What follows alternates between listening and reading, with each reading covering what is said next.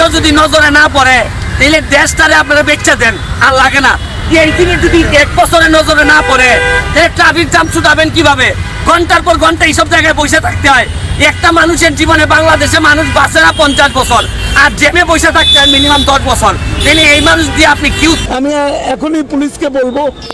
সম্মানিত viewers, barrister Suman সংসদের ওবায়দুল কাদেরকে কি বলেছে কাউয়া, তা অবশ্যই ভিডিওটা প্রথম থেকে লাস্ট পর্যন্ত দেখার জন্য রিকোয়েস্ট থাকবে, কারণ ভিডিওটা হচ্ছে অনেকটি হাসির একটা ভিডিও। তো অবশ্যই যারা হচ্ছে আমার সাবস্ক্রাইব করেছো তাদের কাছে অসংখ্য ধন্যবাদ, আর যারা হচ্ছে এখনও করেনি অবশ্যই রিকোয়েস্ট থাকবে চ্যানেলটাকে সাবস্ক্রাইব করার জন্য। আর যারা হচ্ছে নতুন দেখছো অবশ্যই তোমরা হচ্ছে চ্যানেলটা সাবস্ক্রাইব করে চ্যানেলে দর্শক হওয়ার জন্য সাবস্ক্রাইবটা করে দিও। তো শুরু এই জিনিসও যদি নজরে না পড়ে তাহলে দেশটারে আপনারা বেচা দেন, আর লাগে না।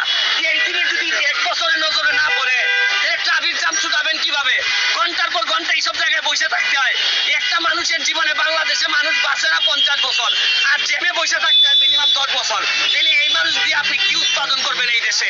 আমি আল্লাহর কাছে আপনাদের কাছে চাচ্ছি এই কাজের মালিক খুঁজে বের করেন, নাকি না উনি কোনো বড় নেতা আত্মীয় হন যে তারা সাহস করে জিজ্ঞেস করা যাবে না, আর নাহলে আমারে বলেন আমি জিজ্ঞেস করি এটার মালিককে। এদেরকে যারা যে 8টি আনফিট ফিটনেসবিহীন গাড়ি রাস্তা আসছে, সেই সব গাড়ির মালিক এবং চালক তাদের উভয়ের বিরুদ্ধে মামলা করা হোক, রেজিস্ট্রেশন বাতিল করা হোক এবং শিগগির তাদেরকে আইনের আওতায় নিয়ে আসা হোক। এটা হলো আমার বক্তব্য। এবার তাদের এই কয়টা ফিটনেসবিহীন গাড়ির জন্য আজকে রাস্তায় যানজট। দর্শক, মহাসড়কের মধ্যে এরকম ভাঙ্গা একটি গাড়ি রেখে যানজটের সৃষ্টি করেছে রাস্তায়, তাই তো প্রতিবাদে নেমেছেন ব্যারিস্টার সুমন ভাই। আর প্রতিবাদ দেখেই ওবায়দুল কাদেরও মুখ করে বসেছেন। অনেকে তো বলছেন এটা ওবায়দুল কাদেরের গাড়ি। দর্শক, আজকের এই ভিডিওটি অত্যন্ত গুরুত্বপূর্ণ ভিডিও, শেয়ার করুন বেশি বেশি। ব্যারিস্টার সুমন ভাই যেভাবে অন্যায়ের প্রতিবাদ করছে, এমপিরা তো তার শত্রু হয়ে যাচ্ছে। অবশেষে মুখ খুলেছেন তাই নিয়ে স্বয়ং সড়ক ও যোগাযোগ মন্ত্রী ওবায়দুল কাদের সাহেব। কি বলছেন তিনি আজকের এই ভিডিওটি দেখলে আপনি জানতে পারবেন। চলুন দর্শক, এখন মূল ভিডিওতে চলে যায়।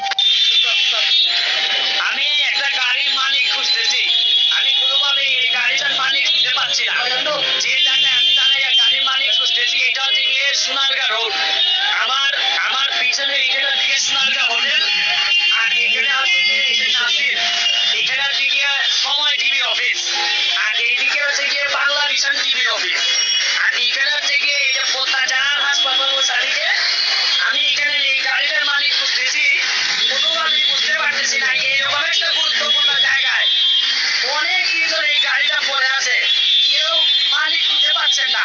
আমি একজন মালিক খুঁজাচ্ছে, আমি গাড়িটা একবার দেখাইতে চাই যে গাড়িটার অবস্থাটা কি। এটা মেইন রোডে পড়ে আছে গাড়িটা অনেক দিন ধরে। এখন গাড়িটা এইখানে এমনি জায়গা নাই, তার উপর আবার স্টেনে হয়তো যা করা লাগে সেখানে গাড়ির ভিতরটা একটু দেখাও। এই গাড়িটা মনে হইতেছে যে এটা একটা কোনো ডাম্পিং স্টেশন। মানুষ যেভাবে গ্যারেজে গাড়ি ফেলে রাখে, এখানে যেখানে ট্রাফিক ভাইয়েরা পার্কিং গাড়ি দাঁড় করায় রাখলে অনেক জায়গায় যেখানে আপনারা পানিশমেন্ট দেন, এখানে এরকম একটা জায়গায় যে জায়গায় হাট বলতে পারেন, ডাইনে সামনে স্ট্যান্ড করা, পিছনে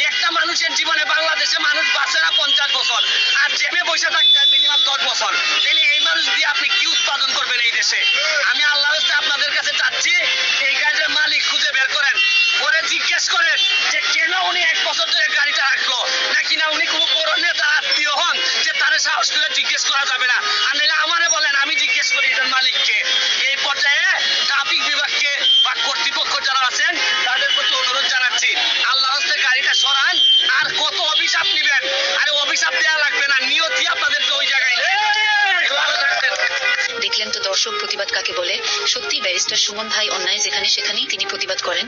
তিনি একজন সত্য পথের পথিক। তার মতন দেশে যদি আর কয়েকজন এমপি মন্ত্রী থাকতো তাহলে দেশটা কবেই মালিক খুঁজে বের করেন নাকি না উনি খুব বড় নেতা আত্মীয় হন যে তারে সাহস করে জিজ্ঞেস করা যাবে না, আর নাহলে আমারে বলেন আমি জিজ্ঞেস করি। সম্মানিত ভিউয়ার্স, ভিডিওটা আমার খুব হাসি পাইছে দুজনের কথা শুনে, বিশেষ করে ব্যারিস্টারের কথা শুনে যে ইগল নাকি হচ্ছে কাউকে খেয়ে ফেলবে, এটা ওটা ওটা। তো সম্মানিত ভিউয়ার্স, ভিডিওটা তোমাদের কেমন লেগেছে অবশ্যই জানাবা। আর তোমাদের কেমন ধরনের ভিডিও দরকার অবশ্যই কমেন্ট বক্সে লিখতে বলবো না, জানিয়ে দিবা তোমাদের মন্তব্য। তো আজকের মতো আমি বিদায় নিচ্ছি। তোমরা ভালো থাকো, সুস্থ থাকো, দেখা হবে পরবর্তী আরেকটি ভিডিওতে।